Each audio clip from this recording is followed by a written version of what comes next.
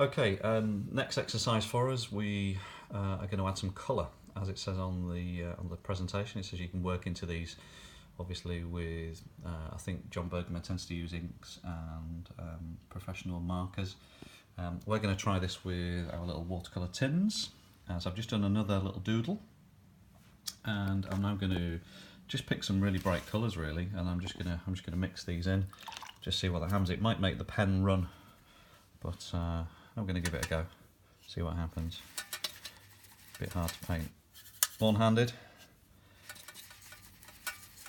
Just going to add some yellow, just looking at Jon Burgerman's to get some links or some inspiration, and then I'm not going to think too much about it, so just going to add, I don't know, maybe some yellow. But I think by the look of what's happening straight away, it's running some of the ink, so I'm just going to have to be careful not to overwork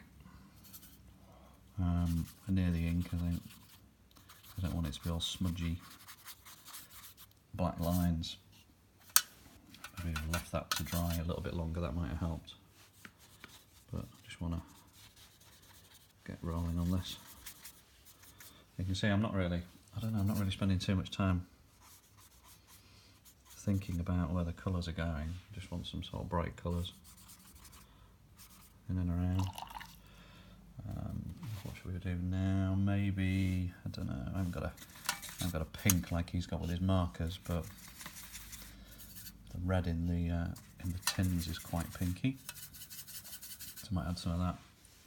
Let's add I don't know,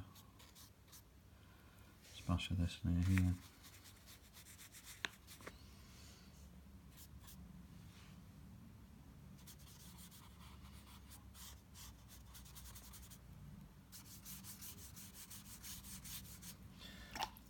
Maybe use the water to give me a sort of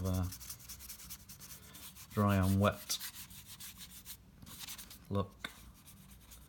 So working with dry paper and dry paint, and then just using a bit of water to move that paint so it spreads out a little bit more like a wash. Let's get some more pink in and around. Dart around with it. Obviously you need to spend a little bit more time than what I'm doing now. I just want to give you a feel of, might add a bit of orange, actually change the tone, just to work into these a little bit with colours. Let's move on to his blue. His blue's quite sort of cyan, it's quite a green blue, which I don't really have in my pot. So I might add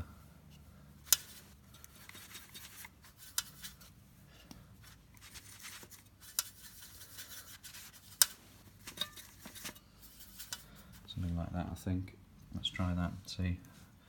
So he put his blue next to his yellow, looks quite nice. Maybe in here.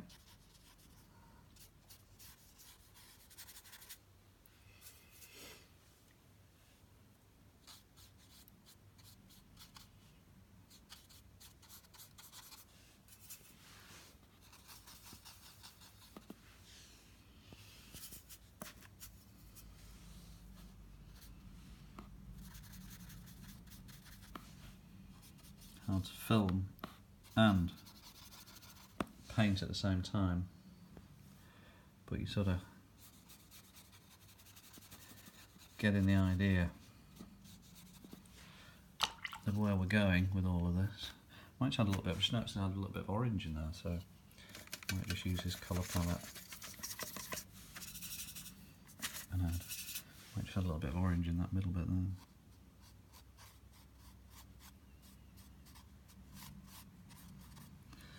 Maybe, I don't know, quite like that flash. There. Maybe down here at the bottom. There we go. So you sort of get the idea. I think I need a lot more yellow in this, I think, there, to fill some of these gaps. Use the yellow as the main colour, I think, so I'm just going to mix up some more. And just work our way around with a bit of yellow. You can actually almost like add a second coat as it's drying back.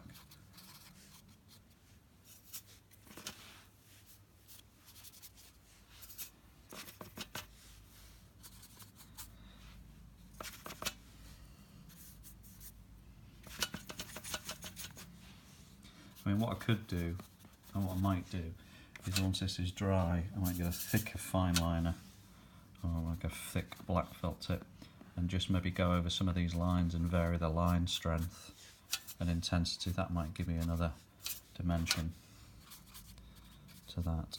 I don't want to do it now while it's all wet, but just as you can see, I'm getting some colour onto this.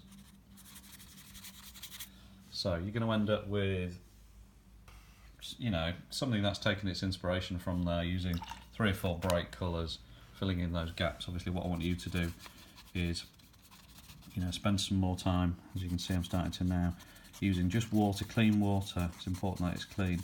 Just moving that paint to fill some of these gaps and really spend a bit of time painting the shapes a little bit better than I've spent on time today. So going back, once you've got your basic colour in, and starting to fill